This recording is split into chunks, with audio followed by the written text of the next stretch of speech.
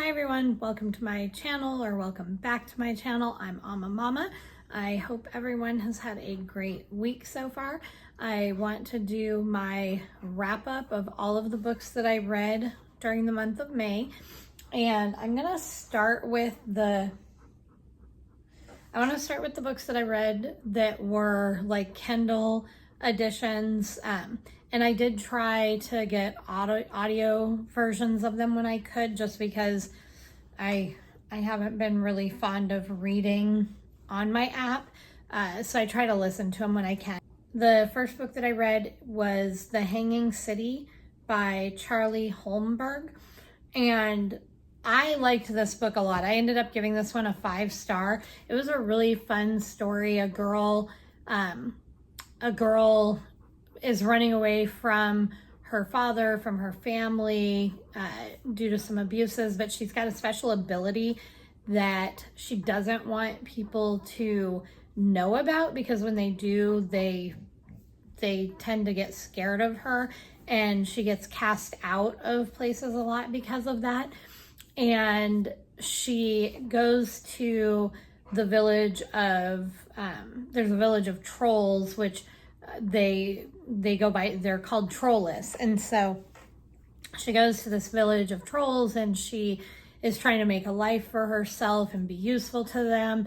And there's a lot of stuff, and I don't want to give away, the details, but there's a couple of trollless that she becomes friends with, who she starts building a relationship with. There are other humans who live in this city, which she gets to know some of them, but she can't live with them due to some circumstances. And it's a really small space that they live in. And so she has to live in servants' quarters with the trollless that she has, she's kind of working for, but then she starts befriending them. So anyways, there's a lot of stuff that happens, but it's a really good story. It was really intriguing to read, and hang on,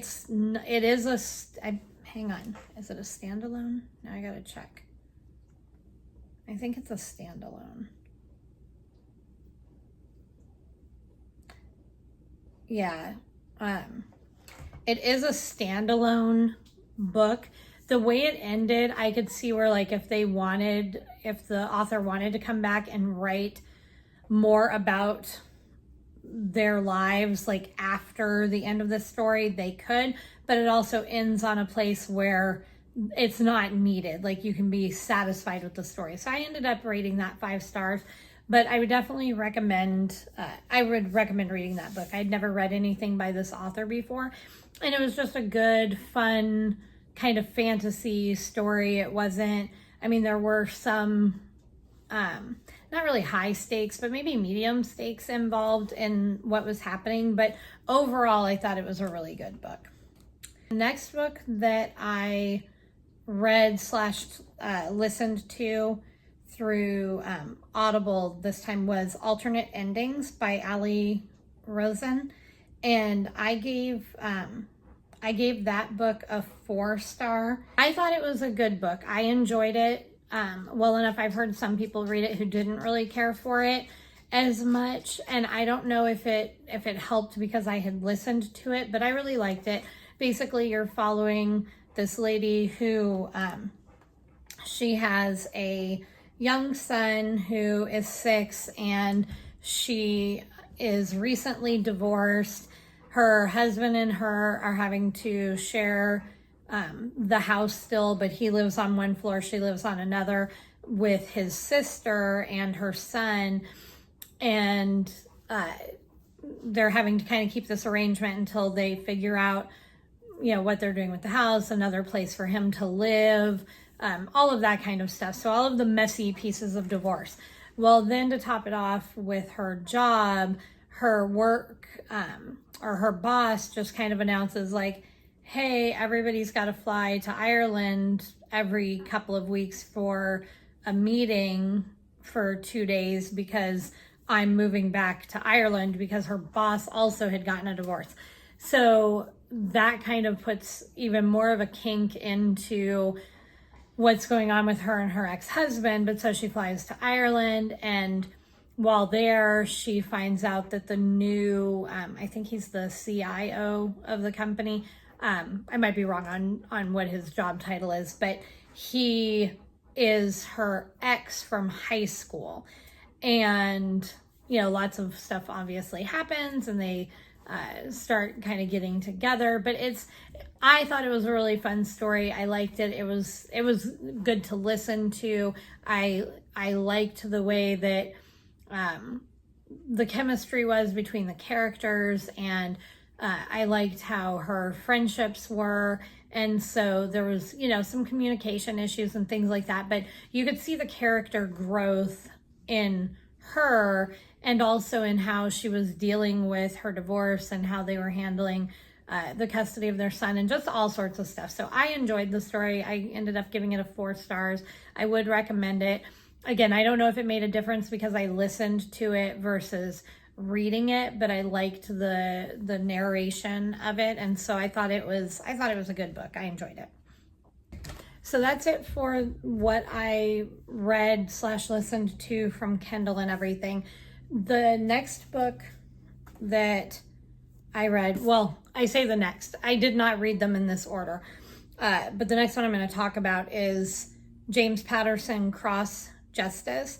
And this book I really enjoyed, so I would definitely recommend this, especially if you at all like James Cross novels or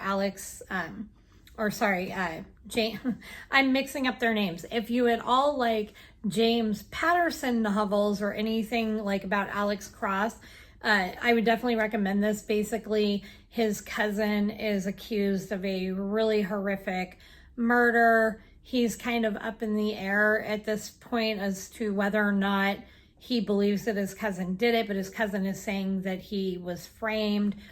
And another relative is the defending attorney. And so there's a lot of stuff going on. But so he goes back to North Carolina to try to kind of figure out what's going on. And he kind of gets pulled into this case and the murders and all of that, and with his family. And so this was really good. I listened to the audio version of this. It wasn't the narrator that I'm used to, who I really have liked, who normally has been narrating the James Patterson books, but the person who did this did a really good job. And I think there were 2 people who narrated this one for a couple different parts, but it was really good. So I would definitely recommend this one. The next book that I read was The 7-Year Slip by Ashley Poston. And I liked this book a lot. I would definitely recommend it. I feel like it was worth the read. I had given kind of a longer review, but basically this woman inherits an apartment from her aunt who has passed away, and the apartment time travels, so 7 years in the past. And through that, she ends up meeting someone, and, you know, their lives kind of intertwine and some things happen. So there's a lot of stuff, but it's really interesting the way that the story is told and how you see the way the characters tie together. And the only reason why I think I didn't rate it 5 stars is because there was one little part of it where, because of the time traveling apartment and the things that happened, there was something in it where, I'm trying to figure out how to say this without giving away too much information, but there was something in it where, like, the detail didn't seem to match up. Like, I kept thinking, like, if this had happened, then this should have happened, or like they should have known this other detail, and they didn't. And so I don't know if I missed something in that, because I did read this mostly, but I listened to parts of it as well, so that, like, if I was driving and stuff, so it was like a little bit of both. So I don't know if I missed something, but even when I got to that part where it didn't completely make sense, I kind of went back and was reading it a little bit more.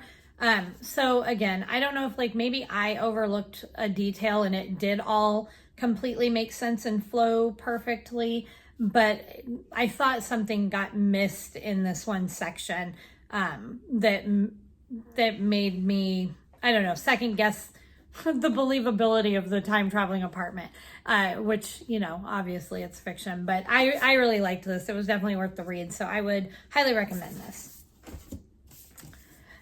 Then I also read Sign of the, and if I'm pronouncing it correctly based on what was in the book, it's Chien. And so Sign of the Chien by L.G. Bass.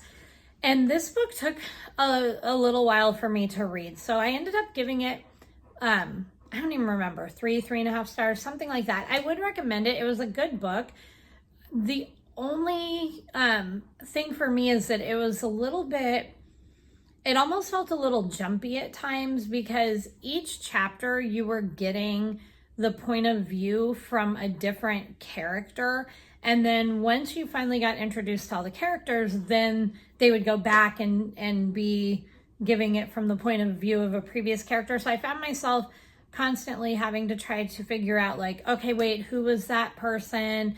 And who was this person? And because they're all like these kind of mythical and like gods and creatures and things like that, and it just started getting a little like funky trying to keep everything in line. So the first, I don't know, over half of the book was really just building up who all the players were in the book. And I did a little bit of research, and I guess this was supposed to be part of, I think it was supposed to be part of a trilogy, but nothing else was written besides this book.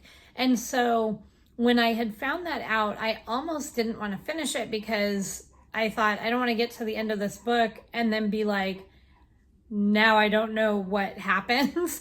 But the way that it was written, when it got to the end, it definitely could have continued and there could be more to it. But the way the author ended the story, it was fine the way it ended. So I would recommend it. I feel like it was also written for a much younger audience.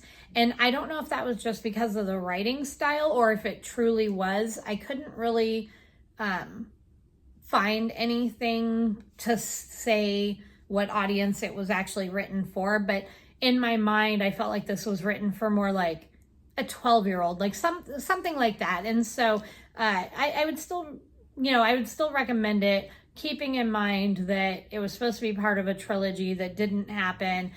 And because there were so many point of views, it did get a little bit confusing at times, but I did like it. So it was still good. Then I read Edenville by Sam Rebelin, and I didn't like this book all that much. I thought I was gonna like it. I wanted to like it. I really loved the cover and the sunflowers. And again, this one I talked about quite a bit in another review, but basically you're following this author who he had a nightmare that he turned into a book that turned out it wasn't a nightmare. And he gets offered a job at a college as their writer in residence for a year. So him and his girlfriend move to the college, and that's where they kind of get tied up in all this weird stuff that is happening in the town. But the author like is also tying in this other plot line of, I don't even want to say what they are at this point, because for me, that's part of what ruined the book. But tying in this other plot line, and they are interconnected, they go together, but what started out as seeming like it was going to be just kind of like a fun horror story, it turned almost, I don't know, almost science fiction-y. And then the author named exactly what the creature things were. He calls them the Gummer folk in the book. But at one point, instead of it just leaving it that vague, like Gummer folk, and leaving it in your imagination, he gives it a name of something very specific. And when he did that, I lost interest in it, and I just kind of kept reading it for principle to see if maybe it could be redeemed after that. But it really, for me, it just ruined the story. So it was okay. I still love the cover, didn't really care for the book. Somebody else might like it, but it was just hard. And then sunflowers were really big. Like, they were talked about quite a bit. I mean, or maybe it was just clear to me. I mean, it's a sunflower on the cover, and they keep talking about all the sunflowers that are in this town. And so I kept waiting for the sunflowers to have some like big part somehow in the book. I kept thinking like were they going to be involved somehow, like, you know, Children of the Corn, like the corn fields? I don't know. I kept waiting for something. And when they did come into the story in a tangible way, I just felt like it was really stupid and pointless. And it felt like they threw it in there because I felt like the author was like, oh, I've been talking about sunflowers, so something needs to happen with them. And so they threw like a paragraph in. So I didn't really like that. I mean, there were a couple of lines that were really good. You know, and it wasn't like it wasn't like the worst book I've ever read, but I really wanted to like this, and I didn't enjoy it all that much. I did finish it though, but it wasn't my favorite. The next book that I read was Assistant to the Villain by Hannah Nicole Maher, and I loved this book so much. I kind of had a feeling I was going to enjoy this book just based on the back information of it, but it was so funny to me. I laughed so much while I was reading this. And basically, Evie is a girl in this town, and she takes care of her father, who is sick with this like disease, and her little sister. And this is all after her mother has basically disappeared. She has a brother who had died, and but she is currently out of work, and she happens to, in this chance encounter, run into the villain, and he's like the most feared person in their land, and he offers her a job, which she takes. And it's just hilarious. There's scenes, you know, where she comes to work one day and there's like severed heads hanging from the ceiling, and she's just like, oh, he must be in a foul mood today. I wonder what happened. So like, it was really funny, and there's a romance element to it, but you start seeing where he's really not as villainous as what everybody thinks and how he portrays himself. And there's another person in the book who everyone really looks up to, who you're starting to find is actually the more villainous person. And then Evie is this like sweet character, very innocent seeming, but she's got this kind of dark side that starts coming out. But the writing, I just thought it was really fun. It made me laugh. So I really enjoyed this. I would highly, highly recommend this book. And then the last book that I read is called A Tall, Dark Trouble. And this is by Vanessa Montalban. I'm probably butchering her last name, but this is one that I actually won as a Goodreads giveaway. And I was not really sure what I was going to think of it. I was hoping I would like it. But the last book not the last one, because Hanging City, I forgot to mention, Hanging City was also a Goodreads giveaway, and I really liked that one too. But before that, I had gotten this vampire book as a Goodreads giveaway, and I basically DNF'd it because I didn't like it. So I'd been a little bit nervous about some of the giveaways when they were books I hadn't heard of before. But basically in this book, you're following these twin sisters, and they have this form of natural magic that they are just learning about now that they're, you know, adults. Their mother has been trying to get them to hide, or she's been trying to hide it from them and not really talk about it, but she won't really tell them why.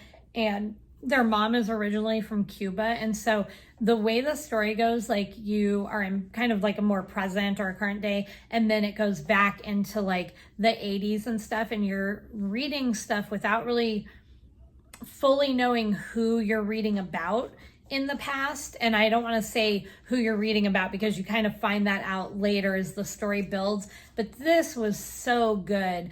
And the women in their family also have a curse on them where it makes it impossible for them to basically be, they can be in love, but anybody that they fall in love with, if that person loves them too, that person's worst traits start coming out in them, and it's really bad. And so their father had left them, and there was some stuff behind that. So like there's a lot of things involving this curse and their grandmother, but it was so good. I read part of it, but I also ended up getting this through Audible because I wanted to be able to listen to it while I was doing other things, and when I had to leave to go drive and do places, because I wanted to know what was happening. And plus, when I had first picked it up, because I wasn't, what I actually had done, to be honest, is that I got the audio version at first because I wasn't sure if I was going to like the story. And then when I started listening to it, I got maybe a chapter in, and I was like, oh no, I want to actually read this one because I wanted to pay more close attention to what was happening. So I started reading it, and I really only used the Audible version when I wanted to keep listening, but I was doing other things. So if you have not read this, I don't think I've heard anybody talk about this book yet. It was so good. It was definitely worth the read. The characters were well developed. I really liked the plot line. I just liked everybody in the story. It was so good with all the magic to it and the family drama and the relationships with everyone. It was really worth the read. And it was a fun book in that sense. So it was really good. That is everything that I read in May. I am still working on the Kipling short stories and poems. I finished the first story in the book, which was called Kim. And that one was a full book because it had 2 full-length books in it, which are Kim and the Jungle Book. Kim, it was fine, but it definitely felt like it was written for like a young boy kind of thing, like 12, 13, 14 years old. But that one, because of the storyline, like it was good, but it just wasn't holding my attention as well because of what it was. But basically you're following this boy, Kim, and he's an orphan. And so he just kind of lives off the land, begs around and stuff like that. Doesn't really have a place. He meets up with a holy man, and the holy man is looking for a river. And so Kim's like, oh, I'll guide you and I'll beg for you and I'll, work with you. But anyways, lots of stuff happens. And so it's kind of the story of his life up to a certain point. And it was fine. It was kind of interesting, but I wasn't super engaged in it. And so it took me a long time to read because I definitely was having to do like what I did when I was reading the complete works of Edgar Allan Poe. Like I just kind of set a timer sometimes for 30 minutes and I would just read for half an hour and then I would stop. When it got closer to towards the end of that book, I was just kind of reading a chapter at a time, which was taking about 30 minutes. But now I'm reading the Jungle Book, which is really good. So much different, obviously, than like the Disney version of the Jungle Book, but I'd never read it before. And so this one I'm liking a lot. And I think that's the only other like book. I think after that, it's all poetry. So hopefully I'll finish it in June. But anyways, I didn't finish it in May, but so far it's good. I like Kipling's writing. Just Kim was not my favorite story that I have read. So that is it for this week. That is it for what I've read for May. And then I will be back next week with what I've read so far in June. And I hope you all are having a great week. And I don't know, either hopefully you can do something fun or relaxing today, whatever you need. And I will see you all next time. Bye.